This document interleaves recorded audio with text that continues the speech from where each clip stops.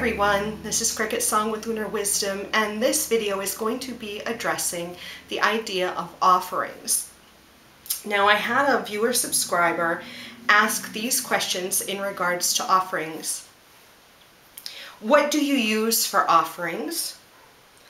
What is appropriate to be used for offerings? How do you present your offerings? And how do you dispose of the offerings once you've presented them? Okay, so first off, I want to say that this is my thoughts and views on offerings, but it doesn't necessarily make them the truth for everyone. So I believe that each god or goddess in each individual pantheon there will be traditional offerings given to them.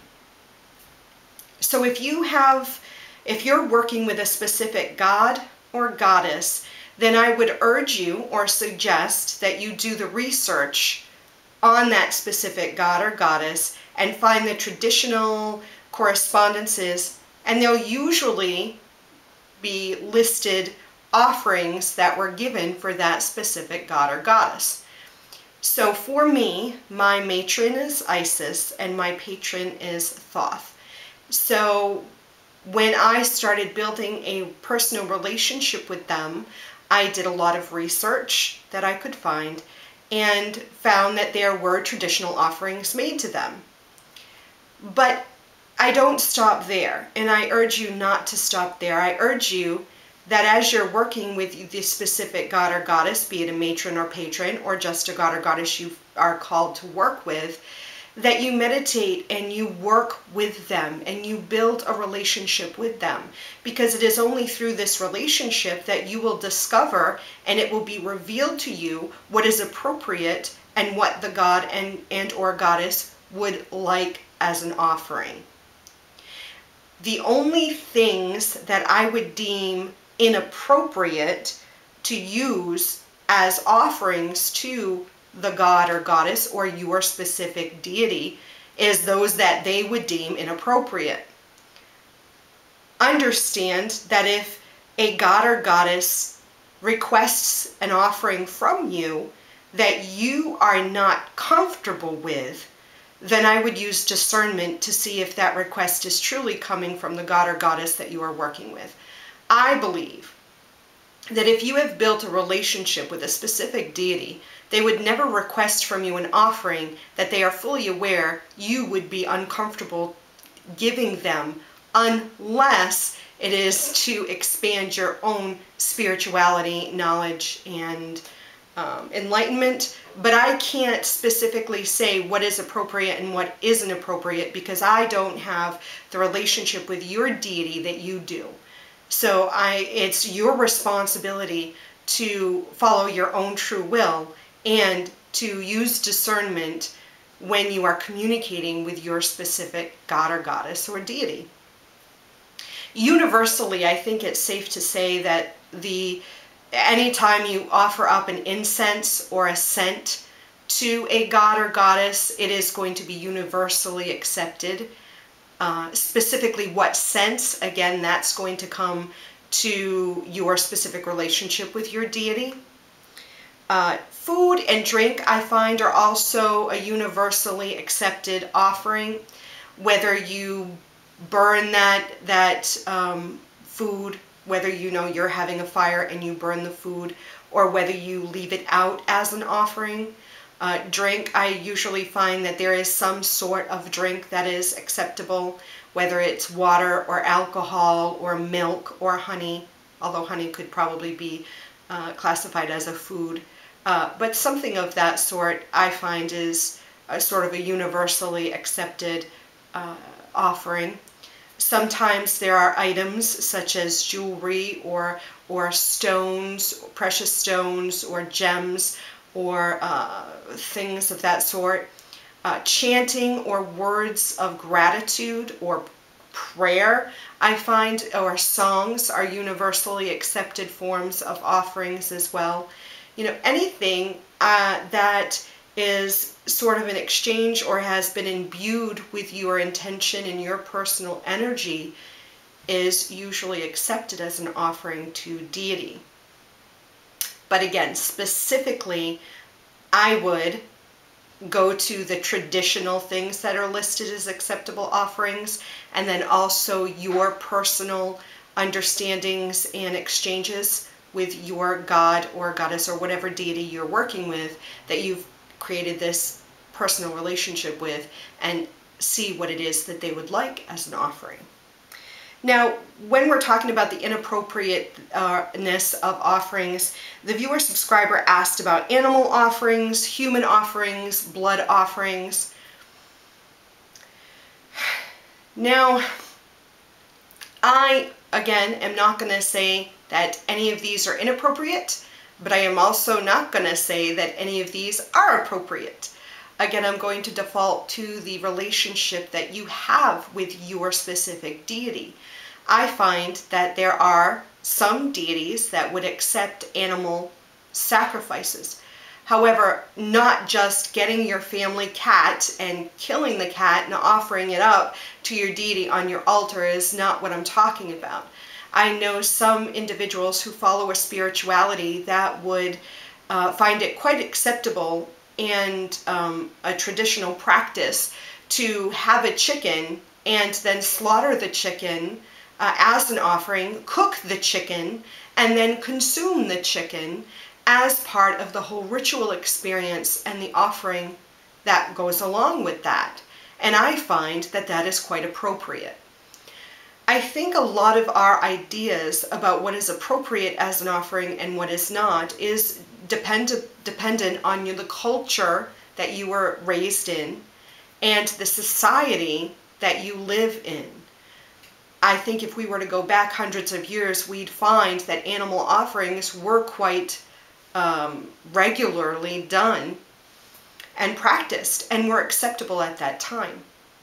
But what is acceptable and appropriate 100 or 200 or 1,000 years ago is not or may not be appropriate in our society here in the United States today. So I am saying that that is really between you and your deity. Human sacrifices. Obviously, if you live in the United States today, you will find it is against the law.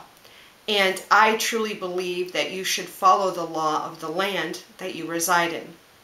Does that mean it's appropriate or inappropriate? I am not going to make that call. I am not going to say it is or it is not.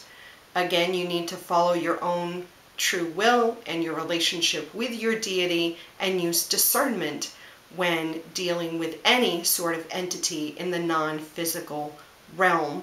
And if you are not knowledgeable or wise or mature enough to do and handle discernment, then I would say abstain from any offerings until you have the wisdom, experience, and knowledge and maturity to handle any type of offering, be it incense or water or blood. Blood, which brings us to the blood offering.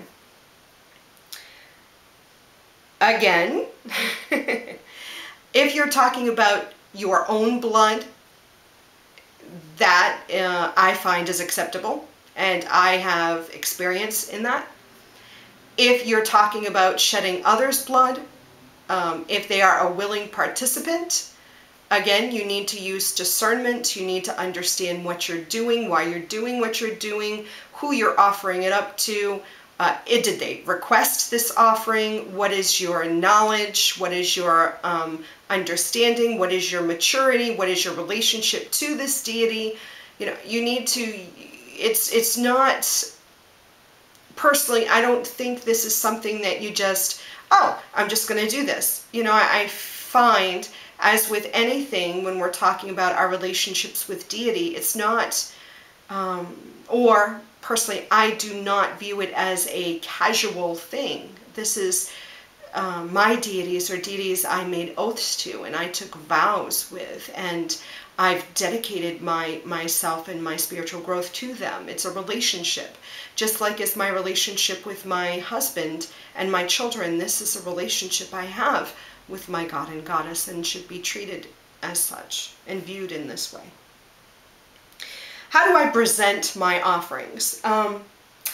I'm turning here to look at my altar because actually at this point I am going to turn the camera to the altar and I can address this and how you dispose of them as well as we look at my altar.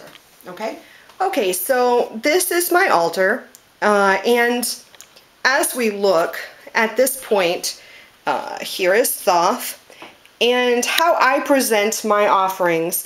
I have these small silver bowls that I use. I believe they're stainless steel. And I present the offering to my God or my goddess in these small bowls.